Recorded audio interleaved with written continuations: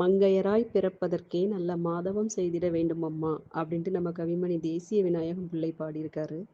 அதாவது பொண்ணா பிறக்கணும் அப்படின்னாலே ஒரு பெரிய தவம் பண்ணுனாதான் பொண்ணாவே பிறக்க முடியுமா. நம்ம குடும்பத்தையும் பார்த்துக்கிட்டு குழந்தைங்களையும் பார்த்துக்கிட்டு தனக்குன்னு இருக்கிற அந்த ஒரு விருப்பத்தையும் ஆசையையும் தனக்கான அடையாளத்தையும் தேடி அவங்க இறங்கி இப்போல்லாம் வேலை செய்கிறாங்க. ஸோ அது ரொம்பவே சந்தோஷமாக இருக்குது. இந்த மாதிரி எல்லா பெண்ணுக்குள்ளேயும் கண்டிப்பாக ஒரு திறமை இருக்கும், ஒரு கனவு இருக்கும், ஒரு லட்சியம் இருக்கும். அதை தேடி நம்ம நகண்டுக்கிட்டே இருக்கணும். அதாவது ஒரு குடும்பத்துக்கு ஆணி வேரா திகழ்கிற அந்த பெண்ணை வருஷத்தில் ஒரு நாள் தான் கொண்டாடணும் அப்படின்றது இல்லைங்க.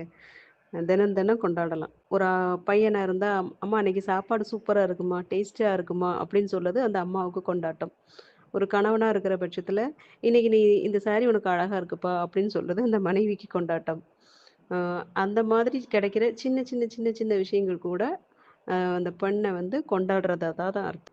அப்படி மாதவம் செய்து பெண்ணா பிறந்த அனைத்து மகளிருக்கும் என்னுடைய மனமார்ந்த மகளிர் தின வாழ்த்துக்கள்.